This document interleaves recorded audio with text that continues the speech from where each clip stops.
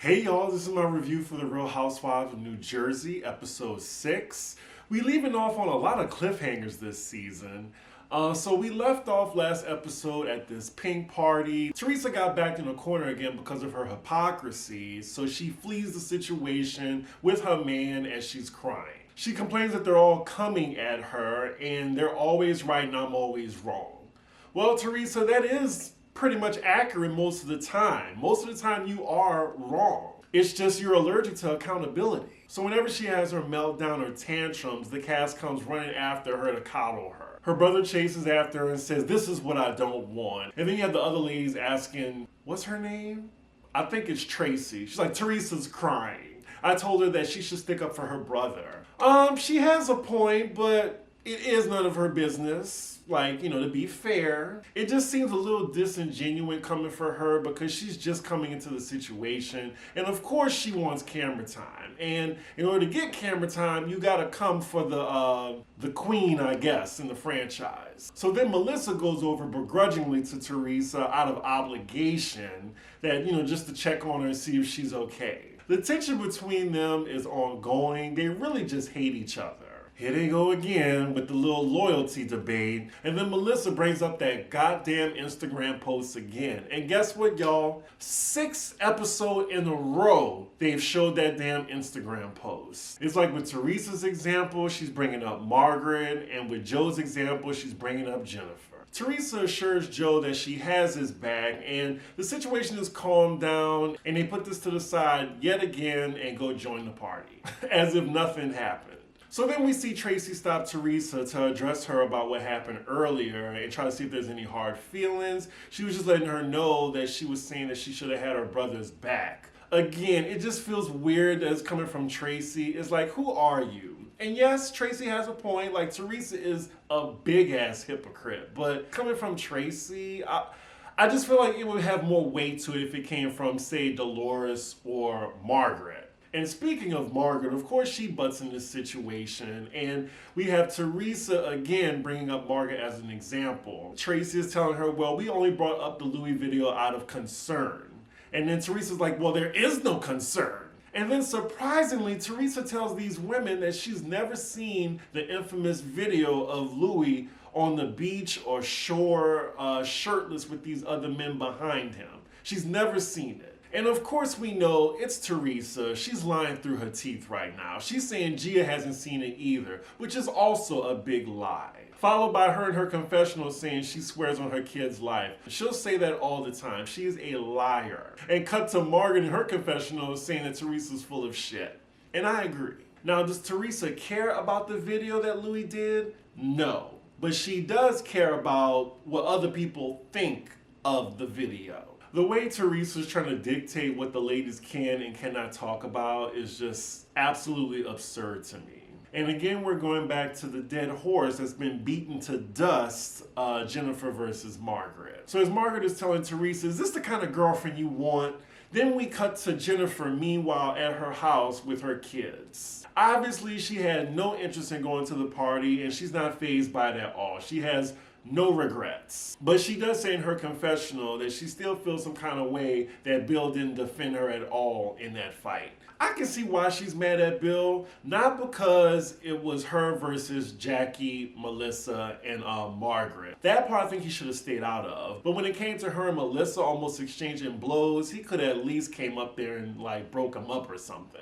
And I'm sure thanks to Margaret ripping open that old wound on Jennifer, now she's thinking about that whole situation again and probably mad at Bill all over again. Child, so we back at this boring-ass pink party. We have the girls just gossiping about Jennifer, kind of making fun of the fact that she's not here. We see Melissa telling her family what happened, and of course she's leaving out the information that she charged at Jennifer first. And now we see the men talking about the situation because they are all in women's business. They're asking how Bill is doing, and Joe says it's hard to be friends with Bill when his wife is saying stuff like that, or when he's allowing his wife to say stuff like that. I don't know, Joe. Looking at these articles on the blogs, Jennifer wasn't lying about your crooked behavior. Again, it is so crazy to me, y'all, that Joe Gorga has as much camera time on this show as Teresa Giudice. We see Frank attempting to keep the peace amongst the guys, and he said that we should never let the women's drama affect our friendship. So their plan is to have an all-guys day and invite all of them to talk everything out.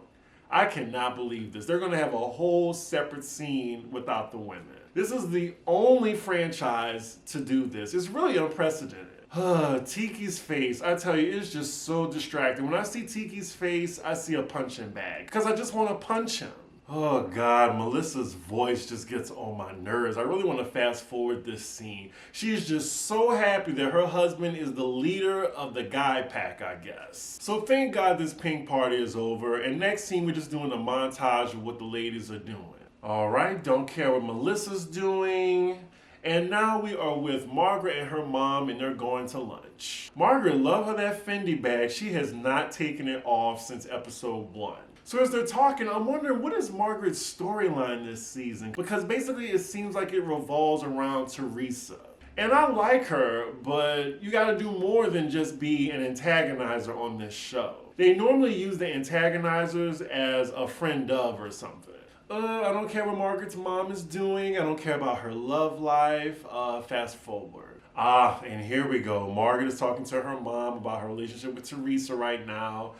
Teresa thinks she's trying to ruin her relationship with her man. And of course, even Margaret mom has seen the video of Louie. The food they're eating is more interesting than what they're talking about. Oh goodness. So meanwhile, we cut to Teresa and her daughter Gia, and they're going out for ice cream. So I guess we're going to have a back and forth scene between Teresa and Margaret. Looking at Gia right now, she is definitely auditioning for Housewives. So they're talking with each other about their relationships. Wow. I mean, I'm sure mother and daughters have this type of relationship. I just don't have this type of relationship with my mom. So this is very foreign to me. So then Teresa says her 1-year anniversary is coming up, and then she asked Gia, does she like Louie? And she said, yeah, but Gia does think she's moving too fast, much like everyone else. But that's the thing, Teresa actually listened to Gia. I think Teresa's so worried about being liked by her daughters that they have no discipline whatsoever. So her daughters are basically her homegirls. So we get back to Margaret and her mama, and they still talking about Teresa, and it turns out that some new rumors have come out about Louie hitting on his ex-girlfriend.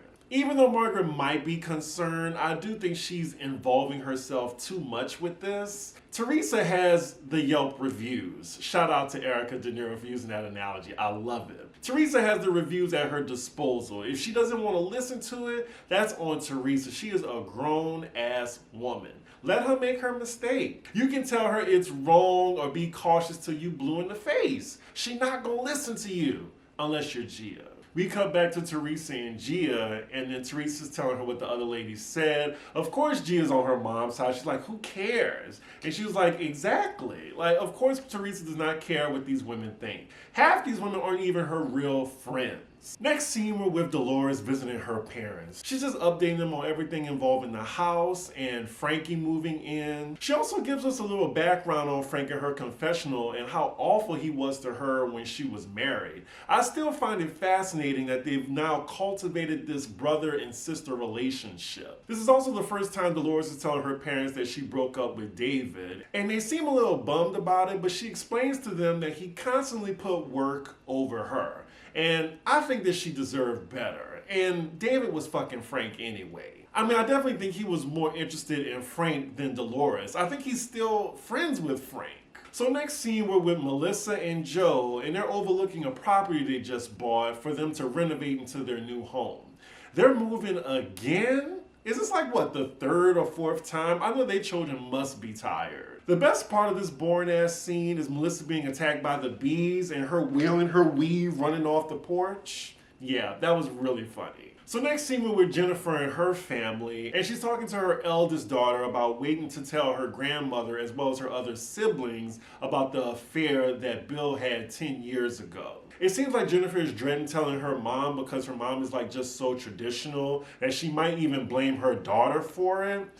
And yeah, she's still very pissed at Margaret that she has to go around reliving her spouse's infidelity. So later on, Dolores comes over to visit Jennifer along with the kickboxing instructor. They're about to work out. This trainer sounds exactly like Kim D. Like she smokes at least 10 packs a day. Okay, so what you have to do, you have to make sure you have your stance right. Like, just talks like that. And of course, the street fighter Dolores, she's a natural. Like, the trainer asks her, oh, you've done this before. Oh yeah, I could totally see Dolores beating bitches up in her adolescence. So as the trainer leaves, they talk for a bit, and Dolores is just updating Jennifer on her mom and her health, as well as her relationship with David. She says her and David are not on good terms, and her mom went to the hospital recently to test out her heart. And the reason she didn't go with her mom is because David's at the hospital and she don't want to run into him. Now, I don't know, if I'm in this situation, I don't give a shit. You're just gonna have to see me. It's gonna be awkward. I'm gonna make sure I go with my mom to the hospital. I don't care if my ex is working there. Jennifer is now updating Dolores on her situation. She says that she is still mad at Bill for not sticking up for her the other night. She's also talking about how half the ladies are against her and they love Bill, but they think she's the wicked one. It's clear they're trying to ice her out the show, but thankfully she has a relationship still with the queen bee, Teresa, as well as Dolores. Now, if Dolores wasn't on her side, then we'd be back to a Danielle situation, and then you have Tracy fighting to take Jennifer's spot. Because all it takes is for them to just put one housewife on an island before, production or the executive producers don't ask Jennifer back. That's their whole scheme. But what Melissa doesn't know is the only reason that she's on this show is because of her more interesting, oafish, misogynistic husband. It looks like this show is low-key ruining Jennifer's marriage. Like, if I didn't like her on the show that much, I would definitely suggest that she leaves. But I'm wondering how her marriage is now, like, after filming Wrap. So as Dolores is about to leave, she gets a call from her family at the hospital with her mom, and they give her the news that her mom is gonna need a triple bypass. Ooh, I would be a nervous wreck. Poor Dolores. I hope her mom is okay. Child, and the next scene is going to be dedicated to the husbands. We see a montage of all of them getting ready to meet each other. I cannot believe this. This is a Housewives first. They're going to have a whole segment to themselves, and there's like about 10 minutes left. During this montage, I really hate how the front of everybody's houses look. Like, their houses are ugly in the front. It's Jersey, so are we really surprised? Who do y'all think has the finest house husband on here? I would say Jackie. Like, Evan is fine for a white guy. And then, Joe is a little attractive, I'll admit. Yeah, it's definitely those two. So now we're with Joe talking to his annoying wife, and he's saying that on the group text, everyone was just making sure that Bill comes, and he decides to say, fuck you, Bill. And he just leaves it open like that, so no one knows if he's kidding or for real. Of course, Joe is trying to make sure his peach is secured, or whatever they hold in Jersey, by starting some shit. Ugh, every time I see Louie's face, like he looks like like the back of your knees or something, or your elbow. Like his face just looks so like rough. So now we get a little montage of some of the guys talking to their wives about what Joe wrote in the group chat. We see Jennifer and her husband Bill talking, and Jennifer's like, they're gonna come for you tonight, so just be prepared for that. So next scene, we see all the guys arriving to this place to have dinner.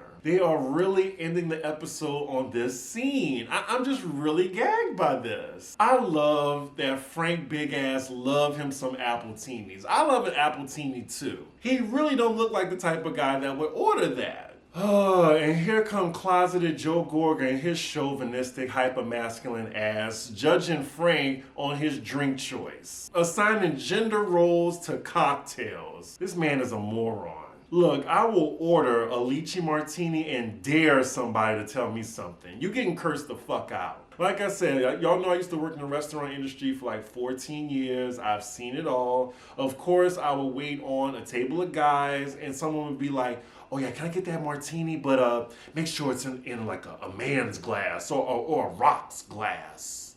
Just like that. So here comes Tiki Barber, and as soon as he walks up, like Frank asks him, oh, can we get a move or something?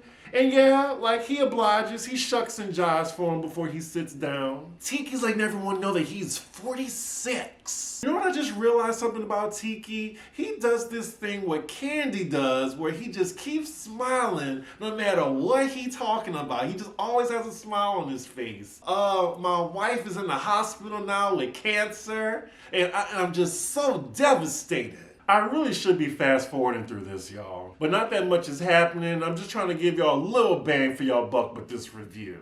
Goodness, the toxic masculinity is just too much for me right now. I'm gonna fast forward a little bit. So it looks like most of the guys arrive with the exception of Bill, and nobody knows if Louie is still coming. But they're gossiping about them in the meantime.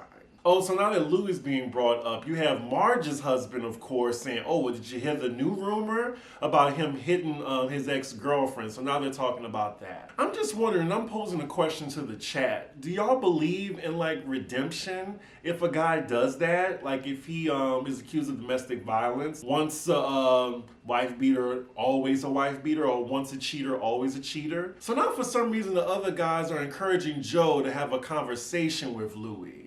I'm not sure if that's any of his business. Like, if anything, like, Teresa should know about this, but for him to talk to her man about this, I don't know. Unless he's doing harm to Teresa or her children, I don't think he should be getting involved. Like, their relationship is already volatile enough. And then Margaret husband, he's like, oh, why don't we just all have a conversation now? We should just have it. That's not a good idea either. So now as they're talking about Bill, they're all talking about Joe's text, and he seems very proud of it. He's like, did you see what I sent? He's definitely an honorary housewife. And as they're talking about him, we see Bill pulling up to the restaurant now. Bill looks like he does not fit in with this group. He is just doing this for his wife's sake or for the check. I really think Bill thinks these men are primitive pedestrian morons. So as soon as Bill sits down, they start with the mess. And Tiki asks him, do you think that text message that Joe sent to the group chat, do you think he was kidding or serious? And Bill says he doesn't know really. This is the part where Joe's supposed to say, man, I was kidding, but it looks like he actually wasn't. He's just trying to start some shit with Bill. Now see, this is where it goes left. Like, your wife is out of control. Like, he basically wants him to control his wife. I thought what Jackie said the other season, well, I think it was maybe 2 seasons ago, you can't control what your spouse does. She told that to Teresa. So now they're expecting him to control his wife and what she does? And now Joe is saying what Jennifer did is dirty and disgusting.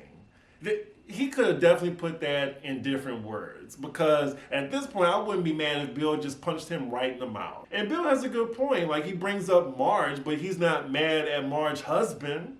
Like, he has full reign to be mad at Marge's husband too, but this is what Joe is doing because, you know, Joe wants to be a housewife. So as Bill is trying to defend Jennifer, I think he said that Jennifer wasn't digging, and then you have, is Jackie's husband, is his name Evan? Jackie's husband pipes up and he's like, oh, she was digging. Because we know last season Jennifer was like kind of ear hustling for information, but wasn't that because of Frank sitting next to you? Now Jackie's husband's saying, well, that is not a good person. Again, stop talking about the man's wife. I mean, it's still his wife. At the end of the day, he's going to have the most loyalty to her. There's a way to address him without offending his wife. Because the truth of the matter is, all y'all wives have done some slick shit to each other. Bill has had enough of this bullshit and says, you know what, I'm leaving. And then Jackie's husband's just like, okay, see ya. Wow, he even says get lost. And now we see the credits rolling as all this is going on, and now it's to be continued again. They always leave it on cliffhangers, and then they don't even leave a preview at the end of the episode. Why y'all do that? It makes no sense. The episode then ends with Bill just walking out. We don't know if he's gonna come back or not, and we don't know if Louie's gonna come either. So yeah, this episode, it was alright. Jersey has the biggest ratings of all the Housewives on right now, so I mean, it looks like people are satisfied. This was just an okay episode. I'm still personally waiting on the Teresa and Margaret blow up, but I will say they're focusing a lot on the husbands. I need them to reel that back in. This is called the Real Housewives of Jersey. I tune in for the Housewives. not the husbands. Now, while I appreciate that, they have an ensemble cast of family and then, the husbands actually have like a housewives bond, I don't want to see that. But that's just me. Do y'all like that? Let me know in the comments. But anywho, make sure y'all like, comment, and subscribe, and I will see y'all for the next episode. Bye.